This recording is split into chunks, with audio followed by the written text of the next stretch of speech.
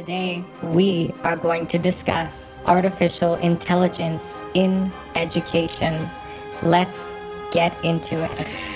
I get it. Hey, I'm not a bot, obviously. Yes, hi, my name is David. Welcome back to my channel. And today we are going to be talking about artificial intelligence in educational settings. And I just had to start this discussion today with a little story from my past. So when I was a teenager, I worked at a Dairy Queen and I worked the drive-thru a lot. And sometimes when I was looking for a little bit of attention, maybe I was a little bit bored, I would pretend that my voice was a robot voice. So when people would pull up at the Dairy Queen to order their peanut butter parfait, I would say, "Hello and welcome to Dairy Queen. What may I get for you today?" And 90% of the time, maybe even more, people legitimately thought it was a robot taking their order. So I would like to personally credit the beginning of artificial intelligence with me in that Dairy Queen drive-thru in Medicine Hat, Alberta in 2013.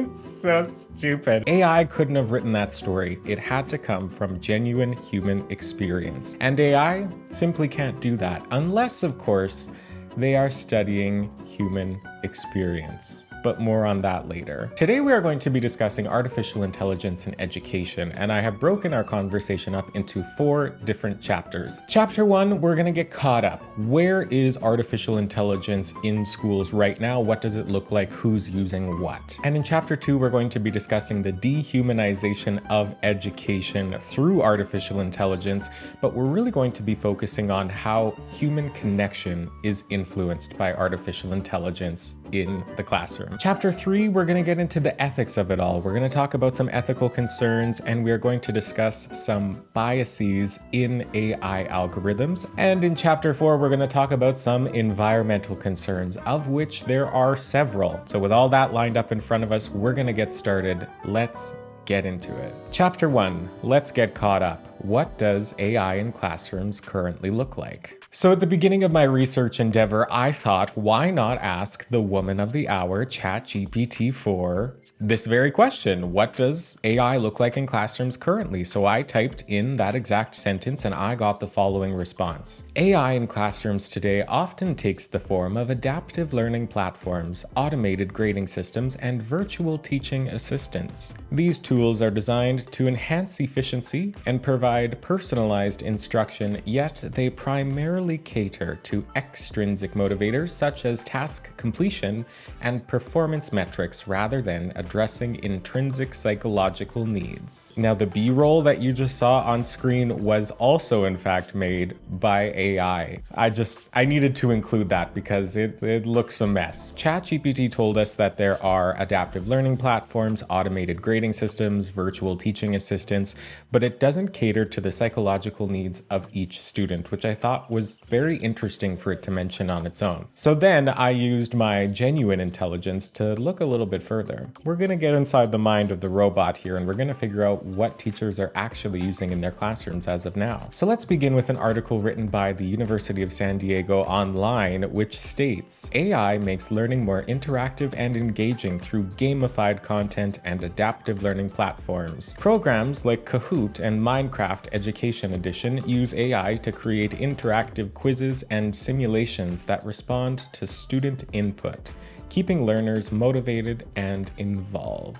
Now, I don't know if we all have experience with Kahoot, but I grew up on Kahoot, and the notion that Kahoot is using generative AI, Kahoot does not make use of AI, or generative AI at least. But I started to notice this theme of all of these different programs that have existed throughout the past started to tack on this idea of AI. Kahoot existed before AI, but now there's an AI component to Kahoot. Canva also, for example, existed before AI. So there's all these programs now that did exist quite far into the past before AI was all the rage, but now all of these programs are incorporating some sense of AI whether or not it is useful to the user. But then once I started to dig a little bit deeper as to why this is happening, is that a lot of investment firms, venture capitalists, people who are investing money into different kinds of programming, they want AI because AI is all the rage. Everybody's into AI. I believe AI is our future. Teach them well and let them lead the way. No, don't let them lead the way. Woo, okay, I'm off script. Every website, every app that you go in these days has that AI component,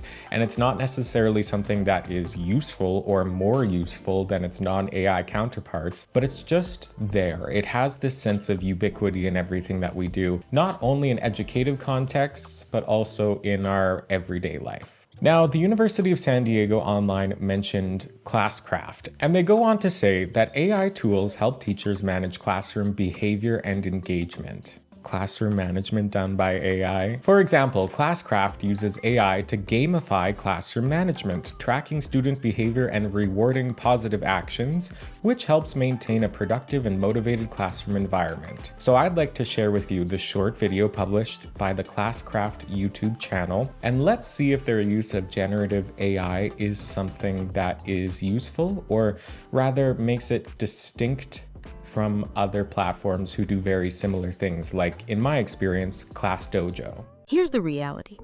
Students are struggling in the classroom, and it's hard to keep them motivated. The pandemic has put even more pressure on mental health in schools for everyone. Educators already facing burnout are expected to develop the social-emotional skills of their students while providing extra support for those with behavior challenges. Luckily, Classcraft's evidence-based and modern approach to positive behavior engages students using the motivational principles of games to develop valuable learning skills. Teachers get the support they need with the best behavior management tools to quickly set up clear expectations and reward positive behavior. Simple to learn, easy to use, and incredibly powerful, Classcraft dramatically decreases classroom management workload to devote more time to what really matters: being there for the students and for themselves. Students immediately feel motivated and engaged, with opportunities to collaborate on teams, develop beautiful avatars they relate to, all while sharing and getting feedback from their peers and teachers. Fun just made its comeback in the classroom.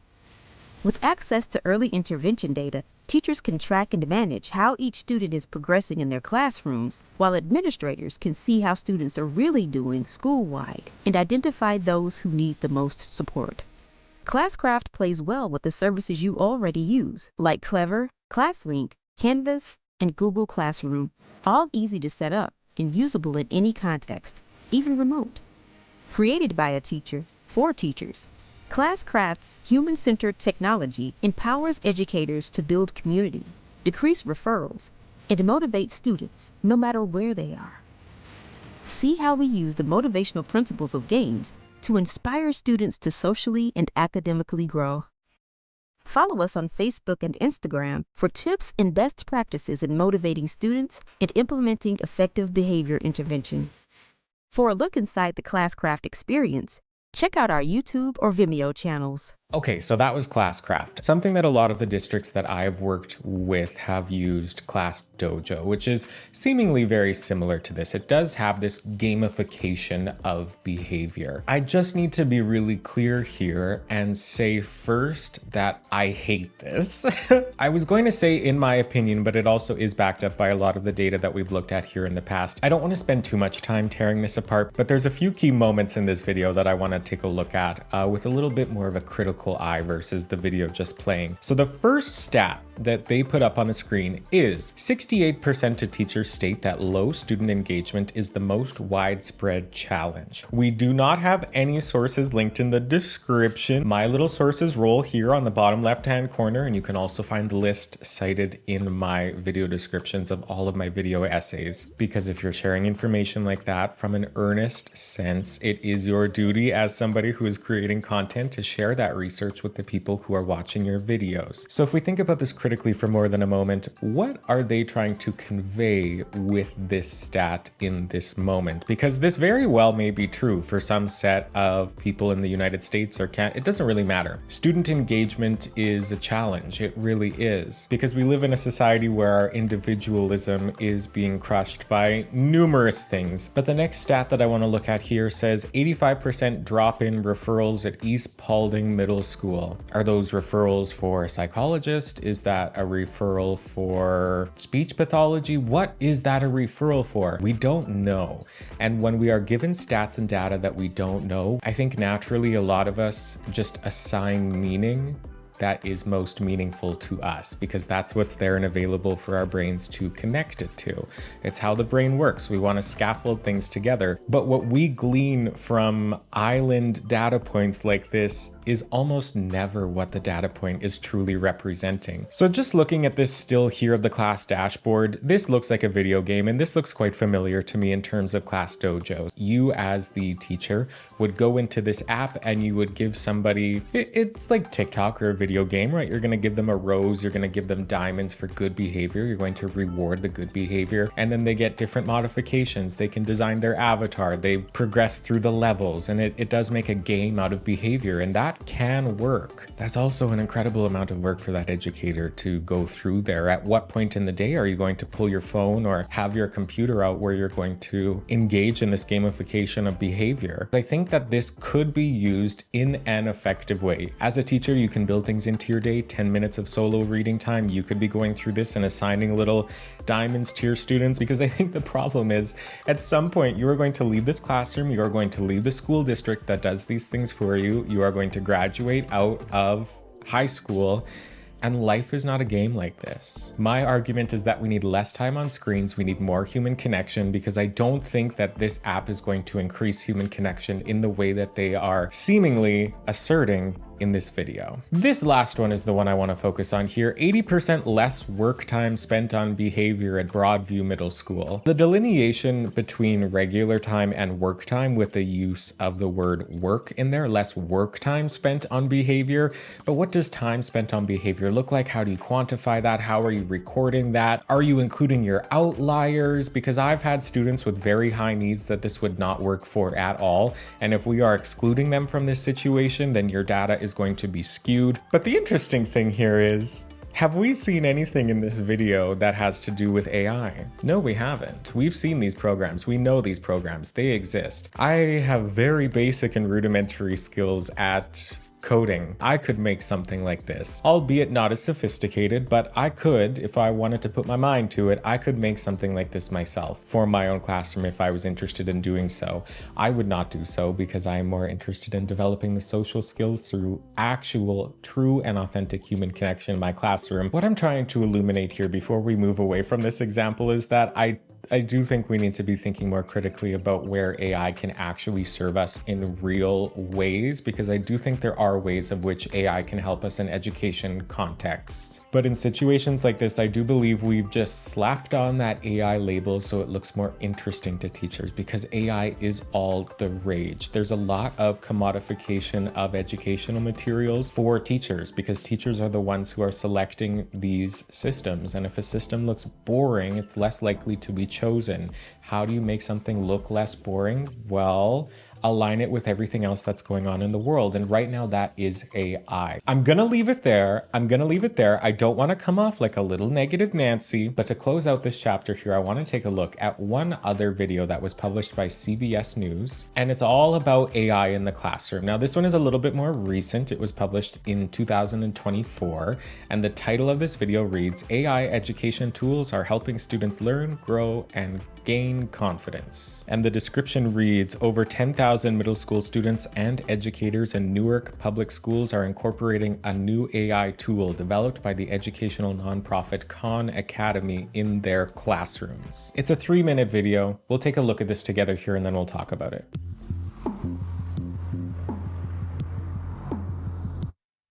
artificial intelligence is being increasingly used these days, and that includes in schools. In fact, 44% of American teenagers say that they're likely to use AI tools when completing assignments. That's according to a recent Education Week survey. And that's just one of the reasons why the largest school district in New Jersey is bringing the technology into the classroom.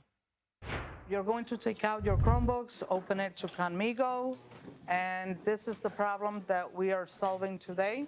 Students and educators at First Avenue Elementary School in Newark, New Jersey have partnered with the education nonprofit Khan Academy to pilot Conmigo, a new educational tool. Utilizing artificial intelligence, Conmigo acts as a tutor and teaching assistant in many subjects, including math, science, history, and language arts. Well done. Here are the steps we used. 1. Subtract b from both sides. The program has been off to a promising start, according to school officials like Alan Yusharenko. It gives them prompts, but it also allows them to ask questions to help motivate them to pursue different learning options. Conmigo is available to over 10,000 students throughout Newark Public Schools in grades 6th through 8th, including 7th grader Nayla Rodriguez. I was kind of excited to use it. It makes it easier to understand the problem. While it's still a pilot program, Conmigo is available to more than 40 districts across the country, reaching over 28,000 students and teachers this school year. That's according to Khan Academy. The whole idea is for us as a pilot school and a pilot district to sort of develop these best practices. AI is a completely new technology, and we figured as a school district, since they have access outside of school, it is important for us to all learn this process together. 28. Awesome. Anna Sirons, who teaches 5th grade math at First Avenue, is one of the educators involved in the project. At the beginning, it was very difficult for me to let go of me being the person that is managing all their instruction and trusting that AI would provide the children with the knowledge that they need to have. But the more I used it, the more I became aware that it provides the guidance, it never gives the answer. So how are you using that information to help you solve it? Safety protocols are built into the software to monitor students' well-being. If a student engages in any type of inappropriate chat with the program, then it automatically sends an alert to the teacher. I like that. Why is it telling you this? Students that are shy take really well to Conmigo because questions that they would not normally ask in the classroom, now they're asking Conmigo. It's been extremely beneficial for them. The students that are avid in mathematics, they're not afraid to get a challenge. They're taking ownership of their education. And school districts like Newark Public Schools are taking ownership of the future of artificial intelligence in the classroom. This is a new technology, it's here to stay, and if we just the kids are going to get ahead of us, they're super excited to know that this is something that they can teach their teachers as well as learn from their teachers at the same time. Anne-Marie Green, CBS News. This TechWatch segment has been brought to you by Microsoft Copilot. Hey team, it's me, Editing David here. I did not realize this until I was putting this video together, that this video was brought to you by Microsoft. It's AI for all. Thanks for sticking with me. That video was a little bit longer. We're done with the videos now. And I want you to take what I'm about to say here with many grains of salt, because there are good pieces to this conversation, and in particular this video, because AI as a study tutor, as somebody who is able to help you through these different complex math equations like they were showing on the screen here, that's good, because sometimes kids go home and their parents cannot help them with their algebra homework because they don't have that understanding of mathematics. That's fair. I see it. I get it. I would have used that as a student. However, who is going to have access to that technology when they go home? While this technology is very good and useful, I think it is going to disproportionately benefit demographics who do have those computers at home and do go to these schools where this kind of technology is available. Because at the end of the day, education is a business. And I hate saying that. It makes me feel gross. And I see that more now than I ever have in my life as I'm starting to enter the realm of professional development. There are millions of dollars around the world spent on educational materials.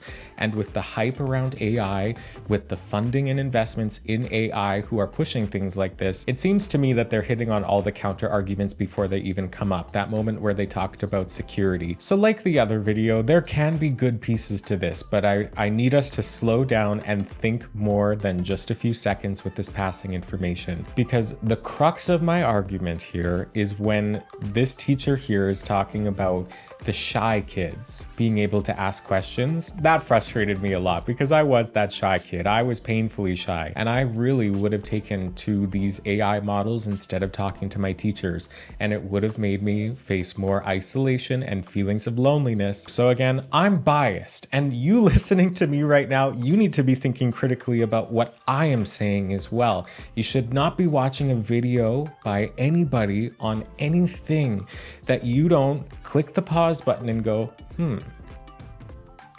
I wonder about that. Because I think that's what I see a lot of us missing when it comes to these conversations about AI. People, in particular educators who I have experience with who don't understand AI, are shown this magical world of all of these great and awesome things that AI can do for you, of which there are several. I do use AI in my work. I do. We're not talking about the actual consequences of this, and we're not talking about the impacts on the collective human psyche and the impacts on the environment. It's almost like we're sharing just all the great things without talking about the more negative things. So I do want to take this video to discuss more of the downsides, because I feel like we know all the good parts. We've seen all the good parts. We've seen the news.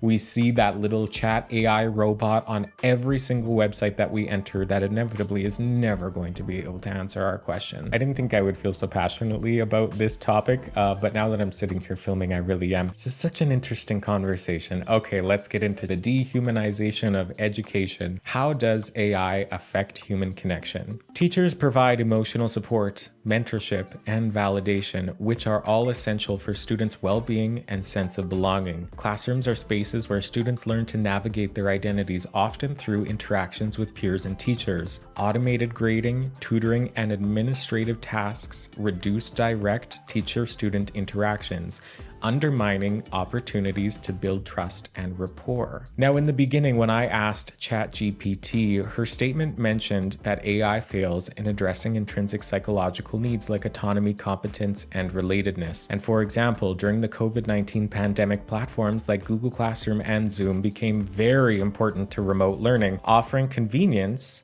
but failing to replicate the depth of human connection in physical classrooms. So these technologies reveal the dual nature of AI's role in education, a facilitator of learning, but a potential disruptor of relational dynamics and an over-reliance on AI-driven platforms. And this can lead to increased feelings of isolation among students. True, human-to-human education requires relational dynamics that AI cannot replicate. This lack of interpersonal connection risks creating a sterile learning environment, undermining students' sense of identity and belonging. Chapter 3. Ethical concerns, exploring biases in AI algorithms. AI often relies on algorithms that generalize student needs and can perpetuate biases present in the data they are trained on, potentially reinforcing stereotypes or excluding marginalized identities. Additionally, not all students in schools have equal access to AI technologies, creating further disparities in educational outcomes. Now, according to a report done by IBM, there are 3 different kinds of algorithmic biases that I'd like to take a look at with you now. The first of which is training data bias. So AI systems learn to make decisions based on training data. So it is essential to assess data sets for the presence of bias.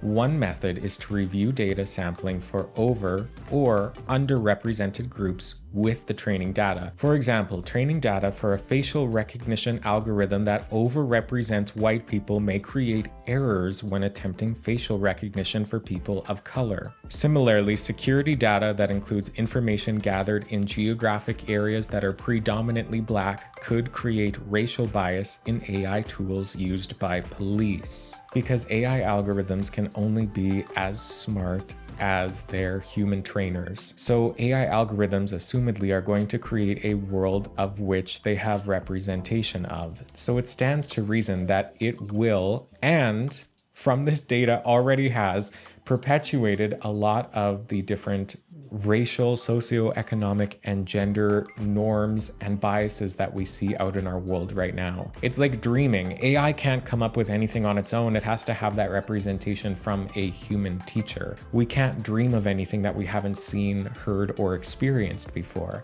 So even though it feels new, fun, and fresh, it does come from a human at some point. It has to start there. And what vested interest might a person have in creating an algorithmic bias that perpetuates any kind of inequality in our world? We need to be thinking about this. The next kind of bias is algorithmic bias. Using flawed training data can result in algorithms that repeatedly produce errors, unfair outcomes, or even amplify the bias inherent in the flawed data. Algorithmic bias can also be caused by programming errors, such as a developer unfairly weighing factors in algorithm decision-making based on their own conscious or unconscious biases. Indicators like income or vocabulary might be used by the algorithm to unintentionally discriminate against people of a certain race or gender. And the third and final one is cognitive bias. When people process information and make judgments, we are inevitably influenced by our experiences and our preferences, and as a result, people may build those biases into AI systems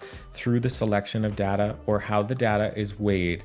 For example, cognitive bias could lead to favoring datasets gathered from Americans rather than sampling from a range of populations around the globe. So amongst all of this noise, there is a little bit of hope, because I'd like to close this chapter by exploring the recommended principles for artificial intelligence published by the National Center for Biotechnology Information. There are 4 key principles that are widely agreed upon amongst scholars in this field, and it does give me hope to read through these, so I'd like to share them with you now. The first of which is called beneficence. I believe I'm pronouncing that right. Beneficence means doing good, and here it refers to the purpose and functions of AI that should benefit the whole human life, society, and universe. Any AI that will perform any destructive work on the bio-universe, including all forms of life, must be avoided and forbidden.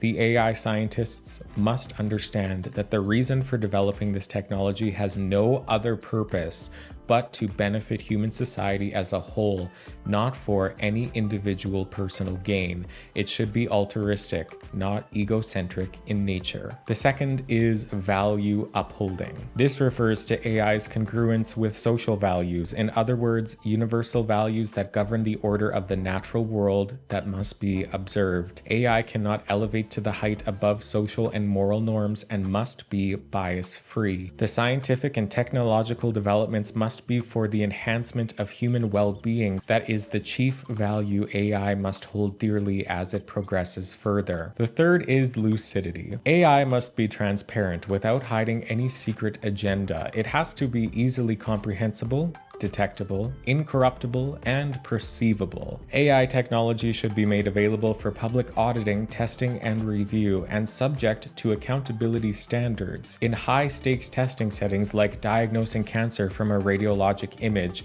an algorithm that cannot explain its work poses an unacceptable risk. Explainability and interpretability are absolutely required. The fourth and final principle is accountability.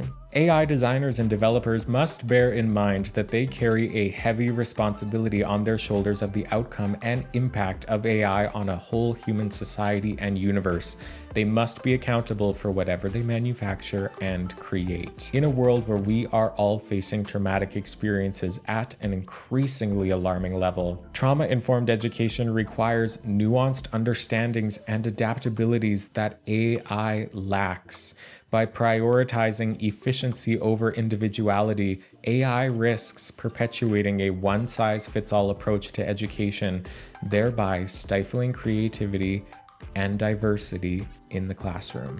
Chapter 4, Environmental Impacts. So I was not planning on including a chapter on the environmental impacts of AI because it has less to do with this educative context. But if we think of a world where every child, every classroom, every school and district is using generative AI in the classrooms, the environmental impacts become unignorable. I'd like to take a look at a report done by the United Nations Environmental Program, which states most large-scale AI deployments are housed in data centers, including those operated by cloud service providers. These data centers can take a heavy toll on the planet. The electronics they house rely on a staggering amount of materials. A 2-kilogram computer requires 800 kilograms of raw materials.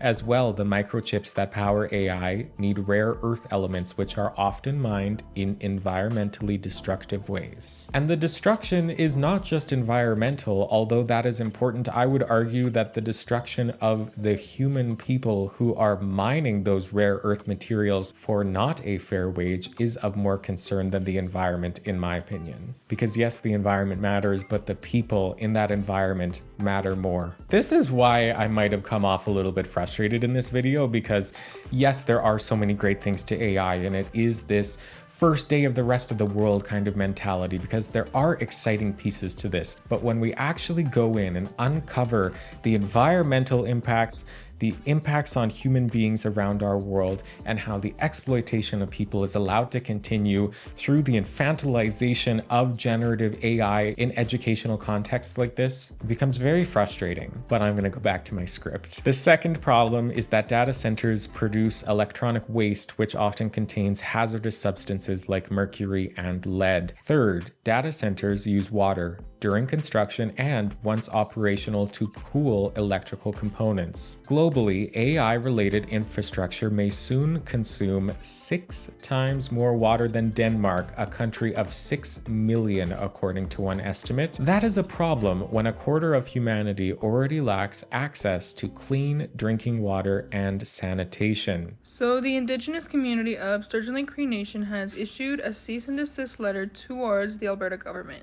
And this is some of the letter if you want to read it. You can find this on Facebook. And Sturgeon Lake Cree Nation is located in Treaty 8 territory, more closely to Grand Prairie, Alberta, which is like somewhere around here. So what's happening is there is a $70 billion AI data center. This will be the largest in the world, but this is right now in the works. And the issue here is that the data center is proposed to take over 200,000 acres of land, and some of that land is Sturgeon Lake land. And so there are many different news articles and news interviews posted around the internet, and these interviews are from Kevin O'Leary, who's one of the main investors in this project, and also the Reeve of Greenview, which is the MD that Sturgeon Lake is located in. And all of this planning has clearly gone on without the knowledge and consent of leadership from Sturgeon Lake Cree Nation. And actually the members of the nation found out about this project through media and news interviews, which is like pretty messed up. And Kevin O'Leary said on Fox News that he already has over 100,000 acres of land permits, which he was given by the Premier of Alberta, Daniel Smith. And then the Reeve of Greenview said in an interview to CBC that they already have water permits, and these water permits are going to be for this AI data center. And then these water permits are for a lake called Smoky Lake, which is located in northern Alberta as well. And this lake is actually the main water supply for Sturgeon Lake Cree Nation. So if all of this goes through, it's going to impact the water supply for the nation. And this is just a screenshot if you want to read this. And then this is what the Reeve said. This is the interview. So this is another letter Sturgeon Lake has posted, and they have quite a few because they've been sending them and trying to reach out to people involved in this, but they actually are getting no answers. And if they do get answers, it's very generic apparently. And so far, a lot of things about this project actually violate the Treaty 8 agreement, because one of the main things is it's going to impact traditional way of life and the general well-being to the community members of Sturgeon Lake Cree Nation. Not to mention that everything was completely done underneath the rug in order to keep Sturgeon Lake members out of the loop. And it's just repeating history, honestly, because we can see that the government still doesn't even care. They literally do the bare minimum. So we have to keep fighting for land and protecting it, otherwise we're going to lose it. Finally, to produce their complex electronics, data centers that host AI technology need a lot of energy, which in most places still comes from the burning of fossil fuels, producing planet-warming greenhouse gases. A request made through ChatGPT, an AI-based virtual assistant, consumes 10 times the electricity of a Google search, reported the International Energy Agency. While global data is sparse, the agency estimates that in the tech hub of Ireland, the rise of AI could see data centers account for nearly 35% of the country's energy use by 2026. So as we can see, the sustainability of educational technologies must be critically examined to ensure they do not contribute to long-term environmental harm, and they already are. These ethical environmental challenges demand a more cautious and deliberate approach to integrating AI into education. We need to equip educators with the tools and training to use AI effectively without compromising their relational roles. AI can handle administrative tasks, freeing teachers to focus on building relationships and supporting students holistically. While AI has the potential to enhance educational systems, its unchecked implementation risks dehumanizing the learning experience. Education is fundamentally a human endeavor rooted in connection, empathy, and personal growth. To prevent the erosion of these values, stakeholders must critically examine AI's role, ensuring that its integration supports rather than replaces the human elements essential to education. Is AI really needed in human society? It depends. If humans opt for a faster and effective way to complete their work and to work constantly without taking a break, yes, it is.